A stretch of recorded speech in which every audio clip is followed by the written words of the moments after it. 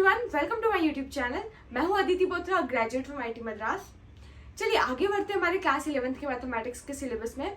हमारा चैप्टर चल रहा है रिलेशंस एंड फंक्शंस का, और रिलेशंस एंड फंक्शंस के जो लेक्चर सीरीज हमारा चल रहा है, उस लेक्चर सीरीज में हमने पिछले कुछ लेक्चर्स में फंक्शंस और रियल फंक्शंस तक समझ लिया है। ठीक है, तो अब हमें पता चल गया है यार फंक्शंस क्या होता है, और स्पेसिफिक बोले तो रियल फंक्शंस क्या होता है। ठीक है, तो अब हम क्या करेंगे, हम रियल फंक्शंस के ही कुछ स्पेशल टाइप के फंक्शंस देखेंगे। वो रियल फंक्शंस ही होंगे, ठीक है, वो रियल फंक्शंस होंगे, बट हम उनको इंडिविजुअली देखेंगे। एकदम बेसिक फंक्शंस है, उनको इंडिविजुअली देखेंगे कि यार ये फंक्शंस क्या होते हैं, ये फंक्शन क्या रिप्रेजेंट करते हैं, उनका ग्राफ कैसे बनेगा, उसका डोमेन क्या होगा, उनका रेंज क्या होगा। और सारे ही फंक्शंस, हम जितने भी फंक्शंस देखेंगे उन सभी फंक्शंस में हम ये समझेंगे कि यार अगर आपको वो फंक्शन दिया हो तो आप उसका ग्राफ कैसे बनाएंगे, ग्राफ बनाने के लिए आप कैसे प्रोसीड करेंगे, शुरुआत कहाँ से करेंगे, और अगर आपको ग्राफ मिल गया है तो आप ग्राफ को देख के डोमेन और रेंज कैसे बताएंगे, या आपको डोमेन और रेंज पता है तो हम उसके बेसिस पे हम ग्राफ कैसे बनाएंगे। ठीक है, तो हम ये सारी चीजें समझेंगे। तो इस लेक्चर में हम 3 टाइप के रियल फंक्शंस देखेंगे, कांस्टेंट फंक्शन, आइडेंटिटी फंक्शन और नेगेटिव आइडेंटिटी फंक्शन। तो ये तीनों ही फंक्शंस हम इनका ग्राफ देखेंगे, डोमेन देखेंगे, रेंज देखेंगे, इनकी अंडरस्टैंडिंग देखेंगे कि ये फंक्शन रिप्रेजेंट क्या करता है। ठीक है, तो चलिए फटाफट से शुरू करते हैं आज का लेक्चर। चलिए सबसे पहले हम शुरू करते हैं कांस्टेंट फंक्शन से। तो हम समझते हैं यार कांस्टेंट फंक्शन क्या होता है। कांस्टेंट फंक्शन नाम से क्या लगे, कांस्टेंट मतलब जो चेंज नहीं होता है। ठीक है, तो ऐसा फंक्शन जो चेंज नहीं होता है। अब हम समझते हैं क्या मतलब इसका। सबसे पहले हम डेफिनेशन देखते हैं।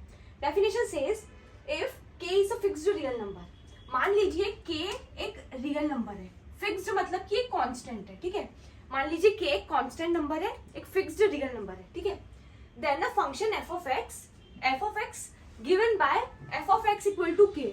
अगर कोई फंक्शन है जिसको इस तरीके से लिखा गया है f of x equal to k for all x belongs to r, then f of x is a constant function. ठीक है, अब ध्यान से समझिए। पहली बात तो ये है कि यार k क्या रिप्रेजेंट कर रहा है, k कांस्टेंट नंबर है, रियल नंबर। ठीक है, मान लीजिए मैंने बोला है, देखिए रिप्रेजेंट कैसे किया इन जनरल फॉर्म। अगर मैं इसको एक फॉर्मूले के बेसिस पे लिखूं तो ये है f of x equal to k। अब हमने समझा है हम f of x को y भी बोल सकते हैं। ठीक है, तो मैं ऐसा भी बोल सकती हूँ, इसको मैं y इक्वल टू k भी लिख सकती हूँ। f of x equal to k लिखूं, y इक्वल टू k लिखूं, एक ही बात है। बात समझ में आ रही है? ऐसे समझिए, ये हमारा फंक्शन है, हम पहले भी समझ चुके हैं फंक्शन क्या है, एक टाइप का ऑपरेशन है। इसको एक इनपुट दिया जाएगा, ठीक है, जो x, हम अभी इनपुट्स को x से रिप्रेजेंट कर रहे हैं। ठीक है, और ये हमें एक आउटपुट देगा, ठीक है, जिसको हम y से रिप्रेजेंट कर रहे हैं, या हम f of x भी बोल सकते हैं। ठीक है, तो ये हमारा फंक्शन है f। ये फंक्शन अभी के लिए f क्या है, ये फंक्शन है f of x equal to k, ये फंक्शन है। अब मैं इसमें x की 1 वैल्यू डाल के देखती हूँ। अगर मैंने x की वैल्यू 1 डाली तो मुझे y की वैल्यू मिल रही है k। ठीक है, अगर मैं x की वैल्यू 2 डाल रही हूँ तो भी मुझे y की वैल्यू क्या मिल रही है, k। क्यों? क्योंकि f of x equal to k है। f of x equals to k मतलब मैं x की कुछ भी वैल्यू डालू, 1 डालू, 2 डालू, 0 डालू, -2 डालू, √2 डालू, उसकी वैल्यू कांस्टेंट है, ये वैल्यू चेंज नहीं हो रही है। ठीक है, ऐसे समझिए, कांस्टेंट फंक्शन मतलब ऐसे फंक्शन जिसका आउटपुट फिक्स हो। मतलब f of x की जो भी आप x की कुछ भी वैल्यू डालो, इसका आंसर f of x का जो फंक्शन है, इसका फंक्शन x की कुछ भी वैल्यू डालो, इसका आंसर एक कांस्टेंट ही आएगा, वो चेंज नहीं होगा। मान लीजिए वो k है, इस केस में 1। ठीक है, तो मैं बोल रही हूँ f of x equal to 1 हमारा एक कांस्टेंट फंक्शन है। ठीक है, जिसमें मैं x की वैल्यू कुछ भी डालू, मेरा फंक्शन की वैल्यू चेंज नहीं हो रही है। ठीक है, अगर मैं बोल रही हूँ f of x equal to f of 1, क्या होगा? अगर मैं x की वैल्यू चेंज कर रही हूँ, क्या मेरा f of x की वैल्यू चेंज हो रही है? नहीं। ये भी अभी मान लीजिए मेरा फंक्शन है f of x equal to 3। ठीक है, तो f of 1 भी क्या आएगा, 3। f of 2 डालूंगी तो भी क्या आएगा, 3। f of -3 डालूंगी तो भी क्या आएगा, 3। f of √2 डालूंगी तो भी क्या आएगा, 3। मैं x की कुछ भी वैल्यू डालू, मान लीजिए f of 1/2 डालू तो भी क्या आएगा, 3। मैं x की कुछ भी वैल्यू डाल रही हूँ, उससे y को फर्क नहीं पड़ रहा है, मेरा जो फंक्शन है उसकी वैल्यू कांस्टेंट ही आ रही है। ठीक है, तो ये होता है कांस्टेंट फंक्शन। इसका मतलब मैं इनपुट कुछ भी दूं, मेरा आउटपुट फिक्स है। मैं इनपुट कुछ भी कोई भी रियल नंबर दूं, मेरा एक ही आउटपुट आएगा। क्या आउटपुट आएगा? y इक्वल टू के, y इक्वल टू कॉन्स्टेंट। अगर मेरा फंक्शन है y इक्वल टू 3 तो मेरा आउटपुट फिक्स है y इक्वल टू 3, ठीक है। अगर फंक्शन मेरा है f of x equal to 3 तो मेरा x की कुछ भी वैल्यू डाल रही हूँ तो मेरा आंसर क्या आएगा? 3 आएगा, ठीक है।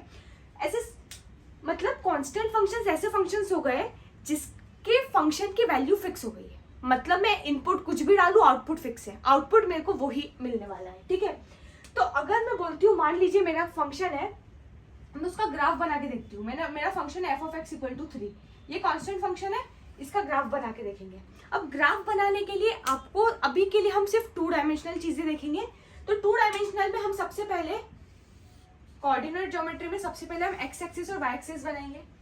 ये वाली जो लाइन है हॉरिजॉन्टल लाइन, ये है हमारी x एक्सिस और ये वर्टिकल लाइन है हमारी y एक्सिस, ठीक है।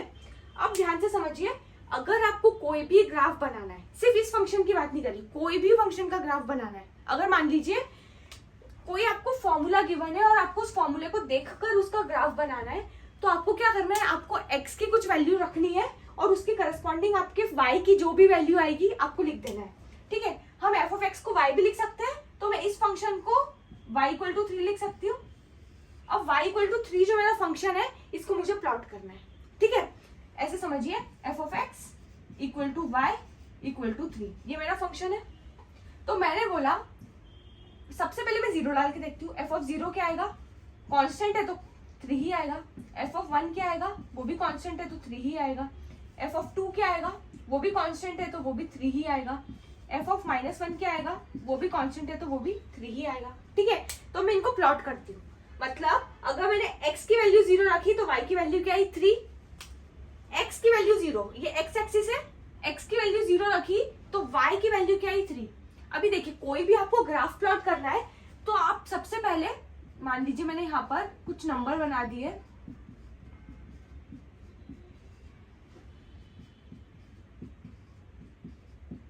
ठीक है। अभी ध्यान से समझिए, ये मेरा ग्राफ है। अब इस ग्राफ में, मतलब मैंने ग्राफ अभी मैं बना रही हूँ, ये मेरा अभी के लिए कोऑर्डिनेट प्लेन है। कोऑर्डिनेट प्लेन है, इसमें y एक्सिस है, x एक्सिस है, ये इन्फिनिटी तक जाएगा, ये भी इन्फिनिटी तक जाएगा, ये माइनस इन्फिनिटी तक जाएगा और ये भी माइनस इन्फिनिटी तक जाएगा। आप चाहे तो यहाँ -1, -2, -3, -1, -2, -3 ये सब बना सकते हैं, ठीक है। अब ये हमारा कोऑर्डिनेट प्लेन एकदम रेडी हो गया है। अब मुझे प्लॉट करना है, मुझे ये ग्राफ प्लॉट करना है। वो ग्राफ है f of x equal to 3, या मैं उसको बोल सकती हूँ y इक्वल टू 3। तो मेरे को प्लॉट करने के लिए क्या चाहिए? पॉइंट्स चाहिए। मुझे पॉइंट्स चाहिए कि अगर मैंने y की ये वैल्यू रखी तो x की क्या वैल्यू आएगी, या x की ये वैल्यू रखी तो y की वैल्यू क्या आएगी। तो इधर हमारा इनपुट है x, तो हम पहले देखेंगे अगर मैंने x की ये वैल्यू रखी तो मेरा आउटपुट y क्या आ रहा है, वो x, y को हम प्लॉट करेंगे। अभी ध्यान से समझिए, जैसे मैंने लिखा f of 0 equal to y equal to 3, मतलब मेरा इनपुट था 0, आउटपुट आया 3, ठीक है। तो x की वैल्यू थी 0, y की वैल्यू है 3, तो इस पॉइंट को मैं 0,3 लिख सकती हूँ। x, y से मैं रिप्रेजेंट कर रही हूँ सारे पॉइंट्स को, तो पहले मैं x कोऑर्डिनेट लिख रही हूँ, फिर y कोऑर्डिनेट। इधर मैंने x कोऑर्डिनेट 0 है, y coordinate 3, x coordinate 1, y coordinate 3, x coordinate 2, y coordinate 3, इधर x कोऑर्डिनेट -1, y कोऑर्डिनेट 3। तो मुझे कितने पॉइंट्स मिल गए? अभी के लिए 4 पॉइंट्स मिल गए। मैं और x की वैल्यूज डाल के y की वैल्यूज निकाल सकती हूँ, ठीक है। अब इनको मैं प्लॉट करती हूँ। मेरे x की वैल्यू 0 है, 0,3 प्लॉट करना है तो 0,3 यहाँ पे आ जाएगा। नेक्स्ट 1,3 प्लॉट करना है तो x की वैल्यू 1 होनी चाहिए, y की वैल्यू 3 होनी चाहिए, यहाँ आ गया। नेक्स्ट 2,3 प्लॉट करना है तो x की वैल्यू 2 होनी चाहिए, y की वैल्यू 3, तो ये 2,3 प्लॉट हो गया। नेक्स्ट है -1,3, मतलब x की वैल्यू -1 होनी चाहिए, y की वैल्यू 3 होनी चाहिए, तो ये -1,3 प्लॉट हो गया, ठीक है। अगर आप ध्यान से देखें, अगर आप कोई भी पॉइंट और बनाते हैं, फॉर एग्जाम्पल मैं बनाती हूँ 7, x की वैल्यू में 7 लेती हूँ, ठीक है। तो f ऑफ 7 क्या होगा? वो भी कांस्टेंट फंक्शन है तो 3 ही होगा, तो 7,3 आ गया नेक्स्ट पॉइंट। तो मैं अगर सारे पॉइंट्स में देखूं ध्यान से, तो ये ऐसी एक लाइन बन रही है, स्ट्रेट लाइन, ठीक है। ये क्या बन रही है? एक स्ट्रेट लाइन। और ये स्ट्रेट लाइन क्या रिप्रेजेंट कर रहा है? देखिए, जो हमारा x एक्सिस है, इसमें जो भी पॉइंट्स हैं, ये हमारे इनपुट को रिप्रेजेंट कर रहे हैं। y एक्सिस के सारे पॉइंट्स हमारे आउटपुट को रिप्रेजेंट कर रहे हैं, ठीक है। कांस्टेंट फंक्शन का ही मतलब क्या था कि इसका आउटपुट फिक्स है, आउटपुट कांस्टेंट है। आउटपुट चेंज नहीं हो रहा है, इनपुट चेंज हो रहा है पर आउटपुट चेंज नहीं हो रहा है, ये हमारा कांस्टेंट फंक्शन है, ठीक है। तो इनपुट मतलब एक्स एक्सिस हमारी चेंज हो रही है पर वाई एक्सिस पे हमारा पॉइंट एक ही है। देखो y इक्वल टू 3 कॉन्स्टेंट हो गया, तो ये लाइन y इक्वल टू 3 या फिर मैं बोलती हूँ f of x equal to 3 को रिप्रेजेंट कर रही है। तो ये हमारा प्लॉट हो गया कांस्टेंट फंक्शन का।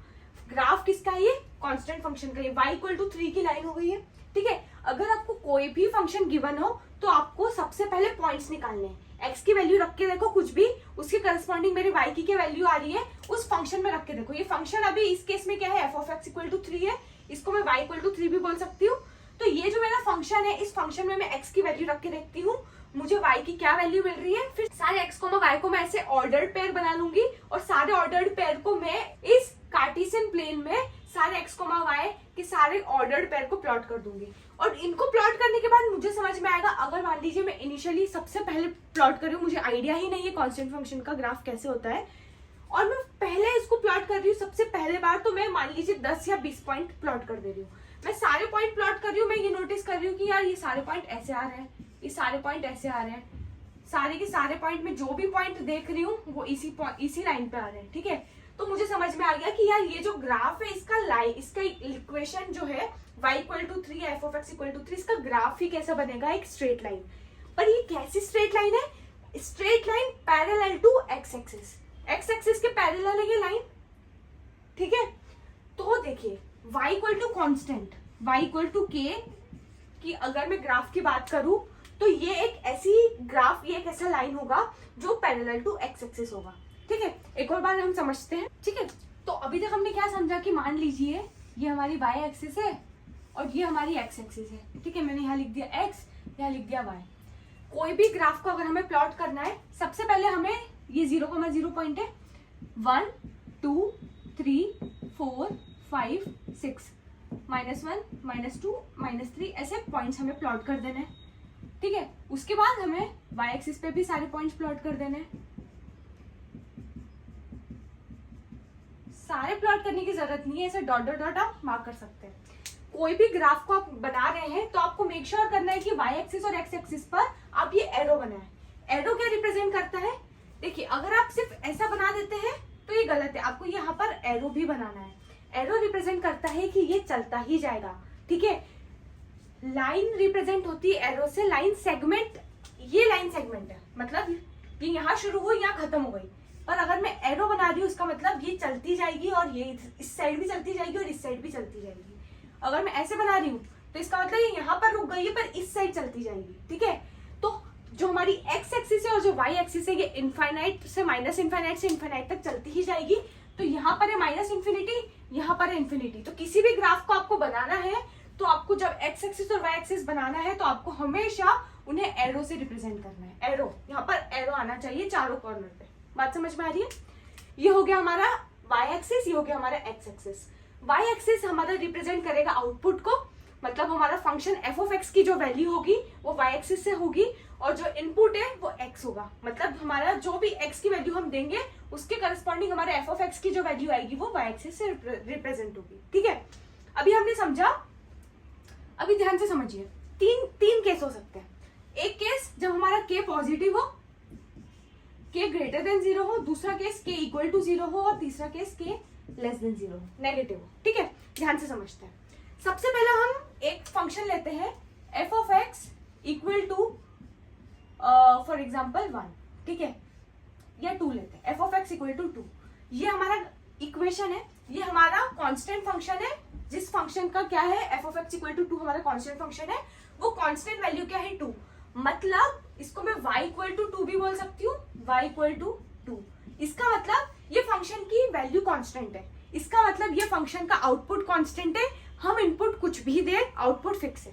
क्या है वो? y इक्वल टू 2 है।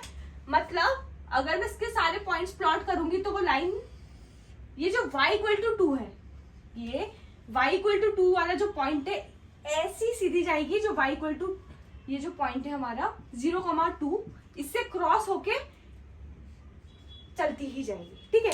एरो क्या रिप्रेजेंट कर रहा है? ये एरो रिप्रेजेंट कर रहा है माइनस इन्फिनिटी तक जाएगी, ये एरो रिप्रेजेंट कर रहा है ये इन्फिनिटी तक जाएगी। तो ये माइनस इन्फिनिटी से इन्फिनिटी तक ये लाइन जाएगी जो होगी एक्स एक्सिस के पैरेलल। ये लाइन रिप्रेजेंट कर रही है y इक्वल टू 2, या मैं ऐसा भी बोल सकती हूँ ये लाइन रिप्रेजेंट कर रही है f of x equal to 2। बात समझ में आ गई? एक चीज समझ में आई। अब मान लीजिए मेरा फंक्शन है f of x equal to -3। f of x equal to -3 मेरा फंक्शन है, तो मैं इसको y इक्वल टू -3 भी बोल सकती हूँ। अब ध्यान से समझिए, इसके अगर मैं पॉइंट्स प्लॉट करूं, मान लीजिए मैंने लिखा f ऑफ 0 तो वो होगा -3, मैंने बोला f ऑफ 1 वो भी होगा -3, f ऑफ 2 वो भी होगा -3, क्योंकि मेरा आउटपुट तो किसी भी चीज पे डिपेंड नहीं कर रहा है। f ऑफ 3 भी होगा -3, f ऑफ -2 भी होगा -3, मतलब मेरा आउटपुट तो फिक्स ही है क्योंकि ये कांस्टेंट फंक्शन है।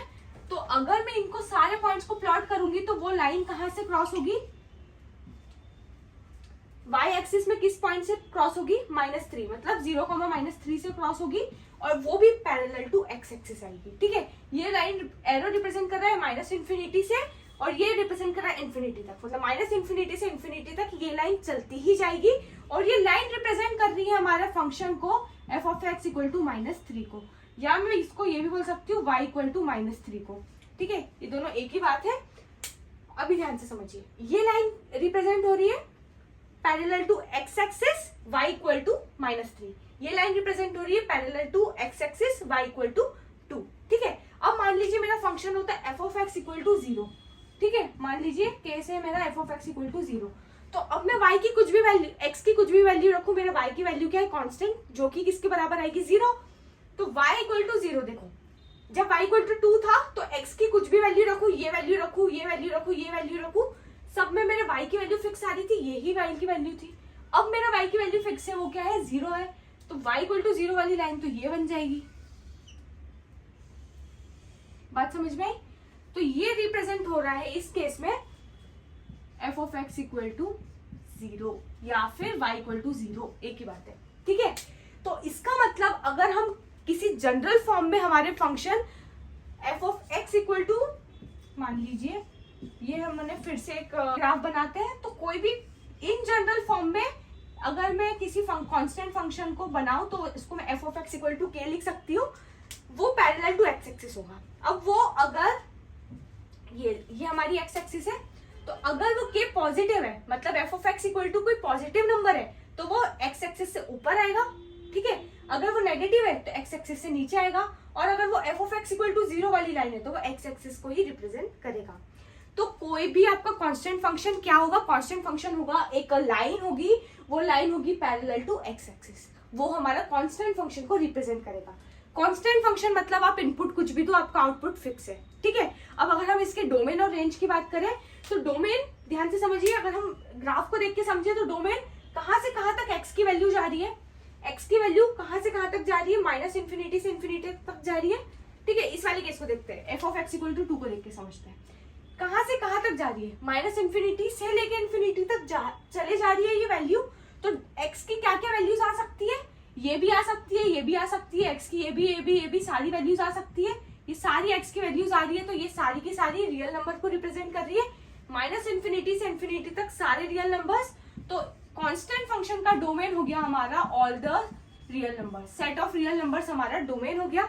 अगर मैं रेंज की बात करती हूँ, रेंज की बात करने के लिए मुझे देखना है कि y एक्सिस पे ये क्या क्या वैल्यू ले रहा है। जब मैंने देखा x एक्सिस पे क्या क्या वैल्यू ले रहा है, तो x एक्सिस पे सारी वैल्यू ले रहा है -∞ से इंफिनिटी तक। y एक्सिस पे क्या क्या वैल्यू ले रहा है? क्या ये वैल्यू ले रहा है वो 5? नहीं ले रहा है। 4 नहीं ले रहा है। 3 नहीं ले रहा है। 2 हाँ 2 वैल्यू ले रहा है। 2 वैल्यू ले रहा है। 1 ले रहा है? नहीं ले रहा है। 0 और 1 कोई भी, अगर मैं f of x equal to 2 की बात कर रही हूँ तो सिर्फ y की एक ही वैल्यू आ रही है। क्या आ रही है? 2। कोई भी मैं फंक्शन की x की कुछ भी वैल्यू रखूं, y की सिर्फ एक ही वैल्यू आ रही है। क्या है? 2। तो मेरा रेंज क्या हो जाएगा? वो कांस्टेंट वैल्यू k। ठीक है, अगर मैं f of x equal to k मेरा फंक्शन है तो उसका रेंज हो गया k। इस केस में अगर y इक्वल टू 2 हमारा फंक्शन है, f of x equal to 2 हमारा फंक्शन है, तो डोमेन होगा सेट ऑफ रियल नंबर्स और रेंज होगा और सिंगलटन सेट होगा जिसमें सिर्फ एक वैल्यू आएगी जो है 2। ठीक है, तो रेंज में क्या होगा? एक अकेला एक एलिमेंट होगा जो कि होगा k। ठीक है, वो k कुछ भी हो सकता है, पॉजिटिव, नेगेटिव, इक्वल टू 0, कुछ भी हो सकता है डिपेंडिंग कि वो फंक्शन वो क्या वैल्यू रख रहा है। ठीक है, बट वो फंक्शन के लिए वो वैल्यू कांस्टेंट होगी। ठीक है, कांस्टेंट फंक्शन समझ में आ गया। एक और बार रिकॉल कर लेते हैं। कांस्टेंट फंक्शन मतलब वो फंक्शन जिसकी रेंज फिक्स हो, मतलब आप इनपुट कुछ भी दो उसका आउटपुट फिक्स है। इनपुट आपको माइनस इन्फिनिटी से इन्फिनिटी तक सारे एक्स की वैल्यूज, आप कुछ भी रियल नंबर दे दो उसका आउटपुट फिक्स आएगा। क्या आएगा आउटपुट? वो होगा के। कुछ भी हो सकता है कि मान लीजिए आपका फंक्शन है f of x equal to 100, ठीक है। अगर ये आपका फंक्शन है f of x equal to 100 तो उसका y की सिर्फ एक ही वैल्यू आएगी 100। तो इसका डोमेन होगा माइनस इन्फिनिटी से इन्फिनिटी तक सारे सेट ऑफ रियल नंबर्स। तो all set of real numbers इसका क्या हो गया? डोमेन हो गया, और इसका रेंज होगा 100, ओनली नंबर 100। ठीक है, किसी भी कांस्टेंट फंक्शन को हम इन जनरल फॉर्म में कैसे लिखेंगे? F of x equal to k form में। बात समझ में आ गई? तो ये हो गया हमारा कांस्टेंट फंक्शन। कांस्टेंट फंक्शन होगा एक ग्राफ। अगर हम ग्राफिकल तरीके से समझे कांस्टेंट फंक्शन को, तो कांस्टेंट फंक्शन एक ऐसा फंक्शन होगा जो एक लाइन को रिप्रेजेंट करेगा ग्राफिकली। वो लाइन होगी पैरेलल टू एक्स एक्सिस, कहीं पे भी हो सकती है। ये भी कांस्टेंट फंक्शन है, ये भी एक कांस्टेंट फंक्शन है, ये भी एक कांस्टेंट फंक्शन है, ये भी एक कांस्टेंट फंक्शन है, ये भी एक कांस्टेंट फंक्शन है। सारी lines, all the lines which are parallel to x axis, वो सारे कांस्टेंट फंक्शन को रिप्रेजेंट कर रहे हैं। ठीक है, सारे कांस्टेंट फंक्शन है, बस हर में के की वैल्यू चेंज हो रही है। अगर constant function f of x equal to k है, अगर के की वैल्यू पॉजिटिव है तो वो जो लाइन होगी जो रिप्रेजेंट करेगी हमारे ग्राफ को, वो एक्स एक्सिस से ऊपर बनेगी। ठीक है, पर पैरेलल टू एक्स एक्सिस बनेगी। All the lines parallel to x axis and below x axis, वो f of x equal to k where k is less than 0 represent करेगी। ठीक है, और अगर के की वैल्यू 0 है, मतलब f of x equal to 0 वाली लाइन है, तो वो एक्स एक्सिस खुद ही रिप्रेजेंट करेगी। ठीक है, तो ये है हमारा कांस्टेंट फंक्शन। कांस्टेंट फंक्शन हमारा एक स्ट्रेट लाइन होगा, वो होगा पैरेलल टू एक्स एक्सिस। ठीक है, चलिए, आई होप आपको कांस्टेंट फंक्शन अच्छे से समझ में आ गया होगा। अब हम समझेंगे आइडेंटिटी फंक्शन। चलिए अब समझते हैं आइडेंटिटी फंक्शन। आइडेंटिटी फंक्शन सबसे पहले हम डेफिनेशन समझते हैं। ठीक है, definition says a function f defined by f of x equal to x। अगर ऐसा कोई फंक्शन है जो ऐसा दिख रहा है f of x equal to x for all x belongs to r is identity function. ठीक है, सारे x के लिए जो रियल नंबर्स को बिलोंग करते हैं, अगर हमारा फंक्शन है f of x equal to x, तो ये हमारा है आइडेंटिटी फंक्शन। आइडेंटिटी फंक्शन मतलब ऐसे समझिए, मैं इसको इक्वल्स टू y भी बोल सकती हूँ। ठीक है, तो y इक्वल टू x, मतलब जो मेरे x की वैल्यू है और जो y की वैल्यू है वो सेम है। जो x की वैल्यू आएगी वही y की वैल्यू आएगी, y इक्वल टू x। ये जो फंक्शन है इसको बोलते हैं आइडेंटिटी फंक्शन। ठीक है, आइडेंटिटी क्यों बोलते हैं? क्योंकि दोनों ही आपस में सेम है। देखो, y और x दोनों ही आपस में इक्वल है, तो y इक्वल टू x बोलो, f of x equal to x बोलो, ये दोनों ही आइडेंटिटी फंक्शन को रिप्रेजेंट कर रहे हैं। इसका मतलब अगर मैं ऐसे समझूं, ये मेरा फंक्शन है f of x equal to x। ठीक है, मैं x की क्या, अगर मैं x की वैल्यू 1 दूं तो y की वैल्यू क्या आएगी? 1। x की वैल्यू 2 दूंगी तो मेरे y की वैल्यू क्या आएगी? 2। ठीक है, x की वैल्यू -3 दूंगी तो y की वैल्यू क्या आएगी? -3। बात समझ में आ रही है? जो x की वैल्यू दूंगी वही y की वैल्यू आएगी, y इक्वल टू x। ठीक है, या f of x equal to x। ये होता है हमारा आइडेंटिटी फंक्शन। ठीक है, सबसे पहले हम इसको समझते हैं ग्राफ बना के। ठीक है, तो ग्राफ के लिए सबसे पहले हमें क्या करना है? हमें दो लाइंस बनानी है, एक एक्स एक्सिस और एक वाई एक्सिस, जो आपस में परपेंडिकुलर होंगी। जो हॉरिजॉन्टल लाइन होगी उसको हम बोलते हैं, मान लीजिए अभी के लिए एक्स एक्सिस। वर्टिकल लाइन को मान लीजिए अभी हम बोलते हैं वाई एक्सिस। तो ये है हमारी एक्स एक्सिस, ये हमारी वाई एक्सिस। हमें चारों तरफ एरो बनाना है विच विल रिप्रेजेंट, ये इन्फिनिटी से माइनस इन्फिनिटी तक जाएगी, ये भी माइनस इन्फिनिटी से इन्फिनिटी तक जाएगी। ठीक है, अगर मैं पॉइंट्स प्लॉट करूं, ठीक है, तो ये 0,0 पॉइंट हो गया, 1 2 3 4 5 सो ऑन चलता जाएगा, -1 -2 -3 -4 चलता जाएगा। ठीक है, 1 2 3 4 5 ये भी चलता जाएगा, -1 -2 -3 और ये भी आगे बढ़ता जाएगा। यहाँ तक समझ में आ गया? ये हम कोई भी ग्राफ रिप्रेजेंट करेंगे तो इतनी चीजें हमें पता होनी चाहिए। अब हम इस फंक्शन को ग्राफिकली प्लॉट करते हैं कि यार ये फंक्शन क्या रिप्रेजेंट कर रहा है। तो हमने क्या समझा है? आपको अगर पता नहीं है कि इसका फंक्शन का ग्राफ कैसे बनेगा तो टेंशन की बात नहीं है, आपको सिर्फ x की वैल्यू रखते जाना है और y की वैल्यू निकालते जाना है। हम कम से कम 10 या 20 पॉइंट निकाल लो। ठीक है, अगर आपको 4 या 5 पॉइंट में समझ में आ रहा है तो बहुत अच्छी बात है, नहीं तो 10-20 पॉइंट निकालो, सारे x, y ऑर्डर्ड पेयर्स को प्लॉट करो। 10-20 पॉइंट को जब आप प्लॉट करोगे तो आपको समझ में आएगा अच्छा इसका ग्राफ इस तरीके से बन रहा है। ठीक है, तो चलिए शुरू करते हैं। सबसे पहले मान लीजिए मैं बोलती हूँ f of x equal to y। ठीक है, ये ऐसे समझिए y equal to f of 0। मान लीजिए मैं 0 रखती हूँ वैल्यू। अब मैंने f ऑफ 0 रखा है तो वैल्यू क्या आएगी 0। अगर मैंने f ऑफ 1 रखा है तो वैल्यू क्या आएगी 1। मैंने अगर f ऑफ 2 रखा है तो वैल्यू क्या आएगी 2। बात समझ में आ रही है? जो मेरे x की वैल्यू आएगी वो ही मेरे y की वैल्यू आएगी। अगर मैं यहाँ पर ध्यान से समझिए, यहाँ पे मैं रख रही हूँ f ऑफ 4, तो आंसर क्या आएगा x की वैल्यू, तो x की वैल्यू जो मेरी थी वही आउटपुट आएगी। f ऑफ -2 देखो तो -2। ठीक है, f ऑफ -5 देखो तो -5। f ऑफ -100 देखो तो -100 आएगा। f ऑफ 1/2 देखो तो 1/2 आएगा। ठीक है, f ऑफ √2 देखूंगी तो √2 आएगा। बात समझ में आ रही है? कोई भी रियल नंबर की वैल्यू रखूंगी मैं x की तो उसकी करस्पॉन्डिंग y की वैल्यू मुझे मिल गई। अब मुझे मिल गया है, देखो ध्यान से समझिए, मैं इनको ऑर्डर्ड पेयर्स में लिख लूं। ठीक है, तो अगर मैंने x की वैल्यू 0 दी तो y की वैल्यू क्या है 0। ठीक है, अगर मैंने x की वैल्यू 1 रखी है तो y की वैल्यू है 1। इधर 2,2, इधर x की वैल्यू 3 रखी तो y की वैल्यू है 3, x की वैल्यू 4 रखी तो y की वैल्यू है 4, x की वैल्यू -2 रखी तो y की वैल्यू है -2, -5 रखी तो -5, x की वैल्यू -100 थी तो y की वैल्यू है -100, x की वैल्यू 1/2 थी तो y की वैल्यू है 1/2, x की वैल्यू √2 थी तो y की वैल्यू है √2। ये कितने पॉइंट्स आ गए? मेरे पास बहुत सारे पॉइंट्स आ गए। अब ये सारे पॉइंट्स को मैं यहाँ पे प्लॉट करूंगी। ठीक है, चलिए प्लॉट करते हैं। सबसे पहले 0,0। ठीक है, तो चलिए 0,0 यहाँ पर आ गया। नेक्स्ट 1,1, मतलब x की वैल्यू भी 1 होनी चाहिए, y की वैल्यू भी 1। x ये है, y ये है, ये 1,1 प्लॉट हो गया। 2,2, तो 2 यहाँ पर, ये भी 2 यहाँ पर, यहाँ ये वाला पॉइंट 2,2 प्लॉट हो गया। नेक्स्ट 3,3, 3,3 ये वाला पॉइंट हो गया। ठीक है, 4,4, ठीक है, तो 4, 4 ये वाला पॉइंट हो गया। फिर नेक्स्ट है -2, मतलब x की वैल्यू -2 है तो y की वैल्यू भी -2 होगी, तो ये वाला पॉइंट हो गया। -5, मान लीजिए ये वाला पॉइंट -5 है, ये -4 है, ये -5 है, तो ये वाला पॉइंट क्या हो गया -5, -5 रिप्रेजेंट हो गया।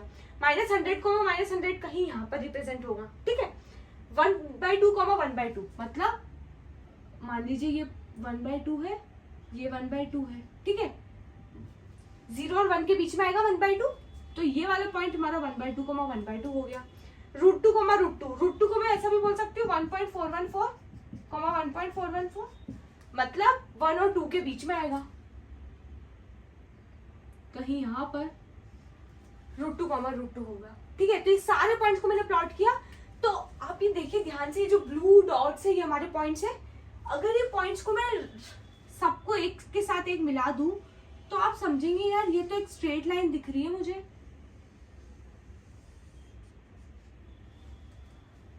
ये सारे पॉइंट्स अगर मैं, और मान लीजिए आपको इतने सेट से सेटिस्फेक्शन नहीं है तो आप और 10-20 ऑर्डर्ड पेयर्स और निकालिए और सबको प्लॉट कीजिए, आपको दिखेगा कि यार ये एक स्ट्रेट लाइन आ रही है जो ओरिजिन से क्रॉस हो रही है।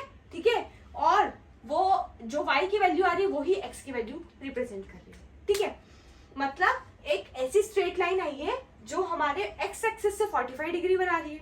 ठीक है, 45 डिग्री कैसे पता किया आपने? देखो ऐसे समझिए, ये हमारा x एक्सिस है, ये हमारा y एक्सिस है। ठीक है, अभी ये जो लाइन है वो ये लाइन है।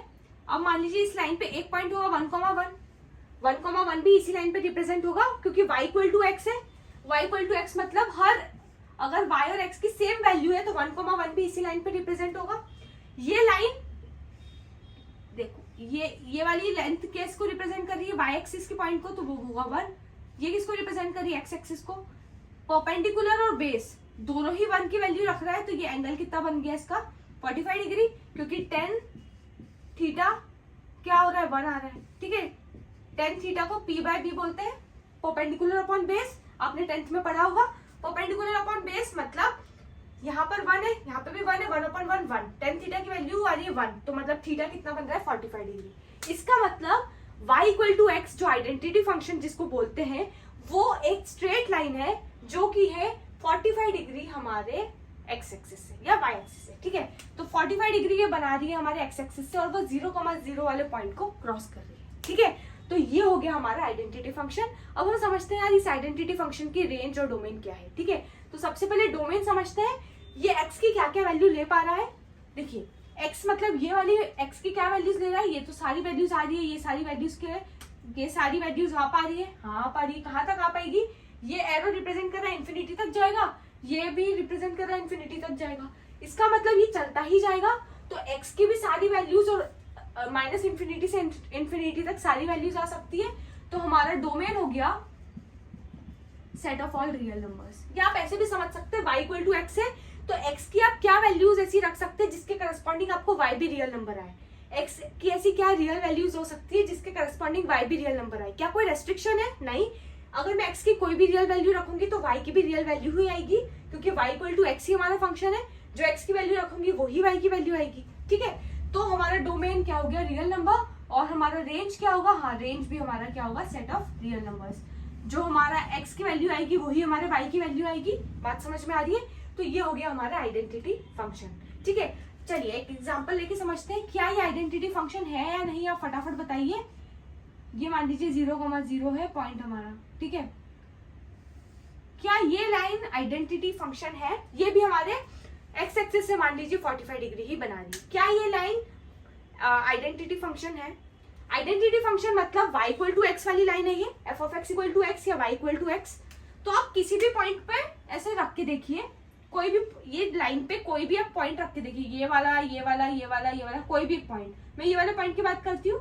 ये पॉइंट मान लीजिए 5 है, मान लीजिए पॉइंट है -5,0 -5,0 अगर इस लाइन पे आ रहा है मतलब उसने x की वैल्यू क्या रखी, मैंने -5, तो मुझे y की वैल्यू 0 मिल रही है। क्या ये y इक्वल टू एक्स वाला केस है कि x और y की सेम वैल्यू आ रही है, नहीं। ये y इक्वल टू एक्स वाला केस नहीं है। हमारा आइडेंटिटी फंक्शन हमेशा ओरिजिन से क्रॉस होगा। ओरिजिन ये है तो ये वाली लाइन हमारी आइडेंटिटी फंक्शन है, ये वाली लाइन आइडेंटिटी फंक्शन नहीं है, ठीक है। तो आइडेंटिटी फंक्शन सिर्फ एक स्पेसिफिक लाइन होगी। जैसे कांस्टेंट फंक्शन को हमने देखा था, तो कांस्टेंट फंक्शन हमारा ये सारी लाइंस कांस्टेंट फंक्शन को रिप्रेजेंट कर सकती है। मान लीजिए y एक्सिस है, ये भी कांस्टेंट फंक्शन रिप्रेजेंट कर सकती है, ये लाइन भी कांस्टेंट फंक्शन रिप्रेजेंट कर सकती है, सारी लाइन कांस्टेंट फंक्शन रिप्रेजेंट कर सकती है। पर आइडेंटिटी फंक्शन सिर्फ एक ही स्पेसिफिक ही लाइन है, क्योंकि इसके अलावा और कोई लाइन नहीं होगी जो y इक्वल टू एक्स को रिप्रेजेंट करेगी, ठीक है। मान लीजिए ये हमारा y इक्वल टू 0 लाइन है, ठीक है, मतलब f of x equal to 0 वाली लाइन है, ठीक है, कांस्टेंट फंक्शन में। तो इसके ऊपर सारी लाइन में मान लीजिए f of x equal to 1 है, ये f of x equal to 2 है, ठीक है, ये वाली लाइन है f of x equal to -2। तो ये कोई सी भी लाइन कुछ भी रिप्रेजेंट कर सकती थी। हमारी लाइन अलग अलग हो रही थी कांस्टेंट फंक्शन के। ऐसा नहीं है कि कांस्टेंट फंक्शन यही लाइन रिप्रेजेंट होगी, ये भी कांस्टेंट फंक्शन है, ये भी कांस्टेंट फंक्शन है, ये भी कांस्टेंट फंक्शन है, ये सारे ही कांस्टेंट फंक्शन है। इनफैक्ट सारी ऐसी पैरेलल लाइंस जो होगी एक्स एक्सिस के वो सारी ही कांस्टेंट फंक्शन को रिप्रेजेंट करेगी, ठीक है। पर आइडेंटिटी फंक्शन हमारा एक स्पेसिफिक लाइन है, एक यूनिक लाइन है, इसके अलावा और कोई भी आइडेंटिटी फंक्शन नहीं हो सकता। वो लाइन कौन सी होगी, वो लाइन होगी एक स्ट्रेट लाइन जो ओरिजिन से क्रॉस होगी और हमारे एक्स एक्सिस से 45 डिग्री बनाएगी। और इस लाइन पे अगर मैं कोई सा भी पॉइंट देखूंगी, कोई सा भी पॉइंट, वो पॉइंट पर एक्स और वाई की सेम वैल्यू होगी। जो हमारे एक्स की वैल्यू होगी वही हमारे वाई की वैल्यू होगी। तो ये वाला पॉइंट 5,5 होगा। आगे बढ़ते जाऊंगी तो एक पॉइंट आएगा जो होगा 1000,1000। इधर में बढ़ती जाऊंगी तो एक पॉइंट आएगा -101, -101। पर हर पॉइंट पे एक्स और वाई की सेम वैल्यू आएगी, एक्स और वाई की सेम वैल्यू आएगी। बात समझ में आई। तो ये लाइन होगी हमारी आइडेंटिटी फंक्शन की, वो होगा y इक्वल टू एक्स या फिर f of x equal to x. तो आई होप आपको आइडेंटिटी फंक्शन अच्छे से समझ में आ गया होगा। आइडेंटिटी फंक्शन का हमारा डोमेन और रेंज हमने निकाला है, दोनों ही हमारा सेट ऑफ रियल नंबर्स होगा, ठीक है। इसको हम f of x equal to x या y इक्वल टू एक्स ऐसे भी जनरल फॉर्म में लिख सकते हैं। जो हमारे x की वैल्यू रखेंगे वो ही हमारे y की वैल्यू आएगी। क्लियर है, y इक्वल टू एक्स लिखा है मतलब जो x की वैल्यू है वही y की वैल्यू है। अगर हमें ग्राफ बनाना है तो आप ऐसे बहुत सारे पॉइंट्स प्लॉट कर सकते हैं। जब आप प्लॉट करेंगे तो आपको पता चलेगा कि ये वाली लाइन जो होती है ये हमारे आइडेंटिटी फंक्शन को रिप्रेजेंट कर रही है। ठीक है, तो अब आपको हर बार इतने पॉइंट्स प्लॉट करने की जरूरत नहीं है। अगर आपको एक दो बार में 4-5 बार आप बनाएंगे, आपको प्रैक्टिस में आ जाएगा, आपको समझ में आ जाएगा। अगर आप कहीं पे भी y इक्वल टू एक्स की लाइन देख रहे हैं तो आप बिना देखे, बिना सोचे समझे आप सिंपली एक ऐसी लाइन बना देंगे, ये लाइन हमारी y equal to x represent करती है। ठीक है, तो चलिए हमारा आइडेंटिटी फंक्शन कंप्लीट होता है और अब हम आगे बढ़ेंगे। अब हम समझेंगे कि नेगेटिव आइडेंटिटी फंक्शन क्या होता है। चलिए अब हम समझते हैं नेगेटिव आइडेंटिटी फंक्शन क्या होता है। हमने आइडेंटिटी फंक्शन समझा, ऐसे फंक्शन जो y इक्वल टू एक्स या f of x equal to x के फॉर्म में लिखा जा सके वो आइडेंटिटी फंक्शन है। नेगेटिव आइडेंटिटी फंक्शन मतलब ऐसे फंक्शन जो y equal to minus x के फॉर्म में लिखा जा सके या फिर f of x equal to minus x के फॉर्म में। बात समझ में आई? ये अगर फंक्शन है तो वो है हमारा negative identity function. Identity function होता था y इक्वल टू या f of x equal to x, ये रिप्रेजेंट होता था आइडेंटिटी फंक्शन से। y equal to minus x या f of x equal to minus x represent होगा नेगेटिव आइडेंटिटी फंक्शन। तो definition says any function which can be represented as f of x equal to minus x for all real numbers, ये है हमारा negative identity function. ठीक है, अगर मैं इसका ग्राफ प्लॉट करना चाहूँ तो सबसे पहले हमने y एक्सिस और x एक्सिस बनानी है जहाँ पे चारों तरफ एरो होना चाहिए। ठीक है, ये मान लीजिए हमारा x एक्सिस है, ये मान लीजिए हमारा y एक्सिस है और मान लीजिए मैं पॉइंट्स प्लॉट कर रही हूँ तो ये पॉइंट 0 है हमारा, ये 1 है, ये 2 है, ये चलता जाएगा -1, -2, -3, -4, -5, ये भी चलता जाएगा -1, -2, -3, -4, -5 और ये भी चलता ही जाएगा। ठीक है, तो ये हो गया हमारा रेडी। अब हम यहाँ पर प्लॉट करेंगे हमारा ये फंक्शन जो कि है नेगेटिव आइडेंटिटी फंक्शन, जो कि है y equal to minus x के फॉर्म में। ठीक है, तो in order to plot a graph हमने क्या समझा है, हमें सबसे पहले, अगर हमें आइडिया नहीं है ये ग्राफ कैसा बनेगा तो हमें सबसे पहले कुछ पॉइंट्स रखने हैं। x की वैल्यू रखो और निकालो कि y की क्या वैल्यू आएगी। ठीक है, तो इस फंक्शन में अगर मैं x की वैल्यू रखती हूँ 0, ठीक है, अगर मैंने रखा x की वैल्यू 0 तो मेरे y की क्या वैल्यू आएगी, वो भी आएगी 0। ठीक है, 1, f of 2, f of -2, f of 3, f of 1/2, f of -1/2, f of क्या रखे हम, f ऑफ -10। ये सारे पॉइंट्स रख के देखते हैं। ठीक है, अगर मैंने f ऑफ 1 रखा मतलब मैंने अगर x की वैल्यू 1 रखी तो मेरे f ऑफ x की क्या वैल्यू आएगी या y की क्या वैल्यू आएगी, -1, जो x की वैल्यू है उसका नेगेटिव हो जाएगा। ठीक है, तो अगर ध्यान से समझिए, अगर आपको कोई भी पॉइंट है आपको इस इक्वेशन में रखना है, इस इक्वेशन में रखो। अगर आपने x की ये वैल्यू रखी तो y की क्या वैल्यू आएगी, तो मैंने इस इक्वेशन में अगर x की वैल्यू 2 रखी तो y की वैल्यू क्या आएगी, -2। इस इक्वेशन में y की वैल्यू -2 रखी, x की वैल्यू -2 रखी तो y की वैल्यू आएगी 2। 3 रखी तो y की वैल्यू आएगी -3। x की वैल्यू 1/2 रखी तो y की वैल्यू आएगी -1/2। अगर -1/2 रखी तो y की वैल्यू आएगी 1/2। अगर x की वैल्यू -10 रखी तो y की वैल्यू आएगी 10। बात समझ में आई? तो ये सारे पॉइंट्स हमारे आ गए हैं। इनको अगर मैं ऑर्डर्ड पेयर में लिखूं x, y के फॉर्म में, तो x की वैल्यू मैंने 0 रखी तो y की वैल्यू 0 आई, x की वैल्यू 1 रखी तो y की वैल्यू -1 आई, 2 रखी तो -2 आई, -2 रखी तो 2 आई, 3 रखा तो -3 आया, 1/2 रखा तो -1/2 आई, -1/2 आया तो 1/2 और -10 रखा तो 10। तो ये सारे हमारे ऑर्डर्ड पेयर्स हो गए हैं। इसके अलावा भी आप इनफाइनाइट तरीके से ऑर्डर और पेयर्स और निकाल सकते हैं। आपके पास इनफाइनाइट x की वैल्यूज है, सारी -∞ से इन्फिनिटी तक कोई से भी रियल नंबर रख लीजिए, उसके करस्पॉन्डिंग आपको y की वैल्यू मिल जाएगी। और ये x, y जो ऑर्डर्ड पेयर्स है इन्हें अब हम यहाँ पर प्लॉट कर देते हैं तो वो रिप्रेजेंट करेगा इस फंक्शन को। ठीक है, बात समझ में आई है? चलिए प्लॉट करते हैं। सबसे पहले 0,0, ठीक है, तो 0,0 कहाँ बनेगा, ये बन गया हमारा 0,0 पॉइंट। नेक्स्ट है 1, -1, मतलब x वैल्यू रखी 1 तो y की वैल्यू आई -1, यहाँ पर बन गया पॉइंट। ठीक है, तो ये हो गया हमारा 1, -1, ये था हमारा 0,0। ठीक है, 2, -2 मतलब x की वैल्यू 2 रखूँ तो y की वैल्यू -2 आनी चाहिए, तो ये वाला पॉइंट आ गया 2, -2। नेक्स्ट है -2, मतलब x की वैल्यू -2 रखूंगी तो y की वैल्यू 2 आएगी, मतलब यहाँ पर क्या पॉइंट है ये -2, बात समझ में आई। हम सारे पॉइंट्स प्लॉट कर रहे हैं। 3, -3, x की वैल्यू 3 रखी तो y की वैल्यू -3, 3, -3 पॉइंट यहाँ पर आएगा। 1/2, -1/2, 1/2, -1/2 यहाँ पर आएगा। -1/2, 1/2 वो यहाँ पर आएगा। -10, 10, मतलब x की वैल्यू -10 होनी चाहिए तो वो कहीं यहाँ पर आएगा। ठीक है, बात समझ में आई। तो अगर मैं या थोड़ा इधर आएगा, ठीक है, मतलब -10, 6 है यहाँ पे तो यहाँ पे 10 के, ठीक है। तो ये मेरे सारे पॉइंट्स प्लॉट हो गए। मैं और भी पॉइंट्स प्लॉट कर सकती हूँ। अगर मैं इनको ध्यान से देखूं तो ये भी एक स्ट्रेट लाइन बन रहा है, ये भी एक स्ट्रेट लाइन बन रहा है, और ऐसी स्ट्रेट लाइन बन रहा है जो फिर से ओरिजिन से क्रॉस हो रही है। जैसे हमारा आइडेंटिटी फंक्शन भी ओरिजिन से क्रॉस होता था और वो हमारे एक्स एक्सिस से 45 डिग्री बनाता था। ये नेगेटिव आइडेंटिटी फंक्शन जो y = -x को रिप्रेजेंट कर रहा है, मतलब इधर मैं कोई सा भी पॉइंट रखूंगी तो जो मैं x का वैल्यू रख रही हूँ उसका नेगेटिव y की वैल्यू आएगी, ठीक है।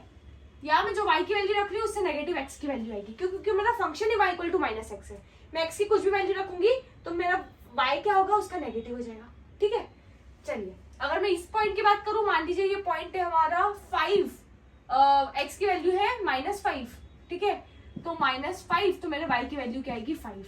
मान लीजिए ये पॉइंट है, इस पॉइंट पे मान लीजिए मेरे x की वैल्यू है -7.7 तो मेरे y की वैल्यू क्या आएगी 7.7, उसका नेगेटिव, ठीक है। मान लीजिए ये पॉइंट है, ये पॉइंट पे मान लीजिए मेरे x की वैल्यू है 8.3 तो मेरे y की वैल्यू क्या आएगी -8.3। बात समझ में आ रही है। जो x की वैल्यू होगी उसका नेगेटिव y की वैल्यू आएगी, जो x की वैल्यू होगी उसके नेगेटिव y की वैल्यू आएगी इस पूरी लाइन पे। तो ये लाइन रिप्रेजेंट कर रही है हमारे फंक्शन को जो कि है f(x) = -x, या फिर इस फंक्शन को मैं ऐसा भी बोल सकती हूँ y = -x। तो y = -x या f(x) = -x ये एक नेगेटिव आइडेंटिटी फंक्शन है। इस नेगेटिव आइडेंटिटी फंक्शन का जो हमारा ग्राफ होगा वो एक straight line passing through origin. Passing through origin जरूरी है, ओरिजिन से क्रॉस हो रहा है, क्योंकि अगर मैं x की वैल्यू 0 रख रही हूँ तो मेरा y की वैल्यू 0 आना कंपलसरी है, ठीक है। तो अगर मेरे x की वैल्यू 0 है तो y की वैल्यू 0 आना कंपलसरी है। इसका मतलब ये लाइन उस ओरिजिन वाले पॉइंट को क्रॉस करेगी, कंपलसरीली क्रॉस करेगी, ठीक है। और ये वाली लाइन हमारे x एक्सिस से अगेन अगर मैं ये वाले नेगेटिव x एक्सिस की बात करूं तो भी ये 45 डिग्री ही बना रही है, ठीक है। तो अगर मैं बोलूं कि ये हमारा x एक्सिस है और ये हमारा y एक्सिस है, ठीक है। चलिए एक काम करते हैं, पहले हम ये एक और चीज समझ लेते हैं, ये समझते हैं कि इसका रेंज या डोमेन क्या होगा। तो ध्यान से समझिए, क्या इस लाइन की कोई आपको लिमिटेशन दिख रही है, या मैं अगर इस फंक्शन को देखूं y = -x, क्या इसमें देख के आपको ऐसा लग रहा है कि मैं x की ऐसी क्या वैल्यूज रख सकती हूँ जिसके करस्पॉन्डिंग मेरे y की वैल्यू रियल आए। x की कौन सी रियल वैल्यूज में y रियल आएगा, सारी। अगर मैं x की कोई भी रियल नंबर रखूंगी वैल्यू तो y भी रियल नंबर ही आएगा। क्या इसमें कोई आपको रेस्ट्रिक्शन दिख रहा है, नहीं दिख रहा है, ठीक है। तो मैं बोल सकती हूँ कि हमारा डोमेन होगा, नेगेटिव आइडेंटिटी फंक्शन का डोमेन होगा हमारा set of all real numbers, और रेंज भी होगा set of all real numbers. आप सेम चीज ग्राफ के थ्रू भी समझ सकते हैं। देखिए ये लाइन ये इंफिनिटी तक जा रही है, ये लाइन इंफिनिटी तक जा रही है, इसका मतलब ये लाइन कभी खत्म नहीं होगी, इधर भी इंफिनिटी तक जाएगी और इधर भी इंफिनिटी तक जाएगी। इसका मतलब x की वैल्यू कहाँ तक जा सकती है, ये x की वैल्यू हमेशा चलती ही जाएगी। तो ये x की वैल्यू -इंफिनिटी से इंफिनिटी तक सारे रियल नंबर वैल्यूज ले सकती है। तो हमारा डोमेन होगा सेट ऑफ रियल नंबर्स, और रेंज मतलब y एक्सिस में इसकी क्या क्या वैल्यूज आ सकती है, ये भी आ रही है, ये भी आ रही है, ये सारी y की वैल्यू आ रही है। इसकी कहाँ तक y की वैल्यू आ रही है, ये भी सारी y की वैल्यूज आ रही है। ये पूरा y एक्सिस पूरा की पूरा y एक्सिस कवर हो जाएगा, सारे y एक्सिस में जितने भी पॉइंट्स है वो ये वैल्यू ले सकते हैं। तो हमारा रेंज भी हो गया set of all real numbers. तो आइडेंटिटी फंक्शन और नेगेटिव आइडेंटिटी फंक्शन दोनों की ही डोमेन और रेंज दोनों सेट ऑफ रियल नंबर्स है, ठीक है। अब देखिए ध्यान से, अगर मैं बोलती हूँ ये मान लीजिए हमारा x एक्सिस है और ये मान लीजिए हमारा y एक्सिस है, हमारा जो आइडेंटिटी फंक्शन होगा वो ऐसा बनेगा, ओरिजिन से क्रॉस होगा, ये 0,0 पॉइंट है, ओरिजिन से क्रॉस होगा और x एक्सिस से 45 डिग्री बनाएगा और इस तरीके से बनेगा, ठीक है। मतलब पॉजिटिव एक्स एक्सिस से, ये देखिए ये पॉजिटिव एक्स एक्सिस है, ये नेगेटिव एक्स एक्सिस है, ठीक है। तो पॉजिटिव एक्स एक्सिस से कितना एंगल बना रहा है ये 45 डिग्री। ये है हमारा आइडेंटिटी फंक्शन जिसको हम y इक्वल टू एक्स के फॉर्म में लिखा है, ठीक है। अब अगर मैं बोलती हूँ नेगेटिव आइडेंटिटी फंक्शन, तो वो हमारा ऐसा बनेगा नेगेटिव आइडेंटिटी फंक्शन। ये वाली लाइन होगी हमारी नेगेटिव आइडेंटिटी फंक्शन की, y equal to minus x से रिप्रेजेंट होगा, और ये हमारे नेगेटिव एक्स एक्सिस से 45 डिग्री बनाएगा, ठीक है। ये पॉजिटिव एक्स एक्सिस से 45 डिग्री बना रहा है, ये नेगेटिव एक्स एक्सिस से 45 डिग्री बना रहा है। और मैं ये भी बोल सकती हूँ कि दोनों आइडेंटिटी फंक्शन हो या नेगेटिव आइडेंटिटी फंक्शन हो, दोनों की दोनों ही ओरिजिन से क्रॉस हो रहा है, ठीक है। क्योंकि y इक्वल टू एक्स लू या y equal to minus x लू, दोनों ही केस में अगर मैं x की वैल्यू 0 रख रही हूँ तो y की वैल्यू भी 0 ही आएगी, ठीक है। तो ये हो गया हमारा आइडेंटिटी फंक्शन और नॉन नेगेटिव आइडेंटिटी फंक्शन। तो आई होप आपको नेगेटिव आइडेंटिटी फंक्शन अच्छे से समझ में आ गया होगा। हाँ, एक और चीज आपको रिप्रेजेंट करके बता दूं, कांस्टेंट फंक्शन। देखिए रेड वाला रिप्रेजेंट कर रहा है हमारा आइडेंटिटी फंक्शन, ग्रीन वाला रिप्रेजेंट कर रहा है हमारा नेगेटिव आइडेंटिटी फंक्शन। और अगर मैं कांस्टेंट फंक्शन को रिप्रेजेंट करना चाहूँ तो any line parallel to x axis, ये कांस्टेंट फंक्शन रिप्रेजेंट होगी।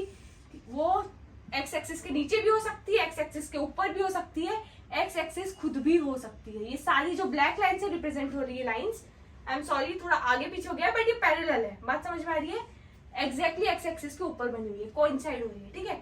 तो any line parallel to x axis will represent y equal to constant, ठीक है, या f of x equal to constant function.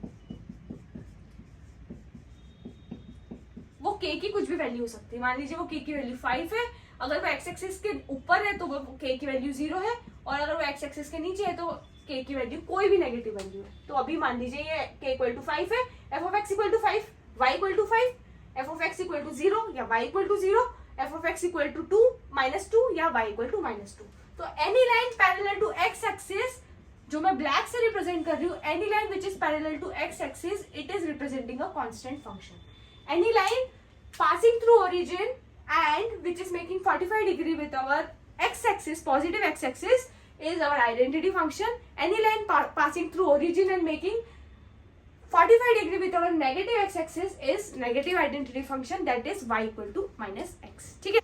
एक चीज हमें ध्यान से समझनी है, इनको ग्राफ को ही देख के आप समझ जाएंगे कि यार इनका डोमेन और रेंज क्या है। कहीं पे कोई रेस्ट्रिक्शन दिख रही है नहीं, ये इन्फिनिटी से माइनस इन्फिनिटी तक सारी लाइन जा रही है, ठीक है। सारी लाइन आपकी दोनों तरफ एरो बता रहा है सारी लाइंस में, इसका मतलब सारी की सारी लाइंस का जो हमारा डोमेन है, ठीक है, डोमेन है वो क्या है हमारा फिक्स है। डोमेन है हमारा ऑल रियल नंबर्स, ठीक है, set of all real numbers. ये माइनस इन्फिनिटी से इन्फिनिटी तक जा रहा है, एक्स की वैल्यू सारी माइनस इन्फिनिटी से इन्फिनिटी तक जा सकती है। अब आप अगर रेड वाली लाइन देख रहे हैं, रेड वाली लाइन में आप y की वैल्यूज देखेंगे तो y की क्या क्या वैल्यूज आ रही है। अगर ये y एक्सिस है तो ये वाले पॉइंट पे जो भी y की वैल्यू है, क्या उसके करस्पॉन्डिंग कोई पॉइंट है? हाँ है, ये वाला पॉइंट है, इसके करस्पॉन्डिंग ये पॉइंट है, इसके करस्पॉन्डिंग ये पॉइंट है, मतलब सारे y के करस्पॉन्डिंग कोई ना कोई पॉइंट है। तो इसका रेंज क्या होगा? इसका रेंज होगा set of all real numbers. अगर मैं नेगेटिव आइडेंटिटी फंक्शन की बात करूं तो इसके करस्पॉन्डिंग ये पॉइंट है, इसके करस्पॉन्डिंग ये पॉइंट है, मतलब हर y एक्सिस के हर पॉइंट पे एक ना एक पॉइंट मिल रहा है जो हमारे y equal to minus x वाले पॉइंट को रिप्रेजेंट करेगा। मतलब हर y के लिए कोई करस्पॉन्डिंग x वैल्यू मिल रही है, ठीक है। तो पूरे माइनस इन्फिनिटी से इन्फिनिटी तक इसकी भी रेंज हो गई। बट हमारा जो कांस्टेंट फंक्शन है उसकी एक ही वैल्यू आ रही है, ये सारी वैल्यूज है, ठीक है। y की क्या वैल्यू आ रही है? सिर्फ एक ही वैल्यू आ रही है जो कि है k के बराबर। इस केस में इसका रेंज है सिर्फ -2, इस केस में हमारे फंक्शन का रेंज है सिर्फ 0, इस केस में हमारे फंक्शन का रेंज है सिर्फ 5, ठीक है।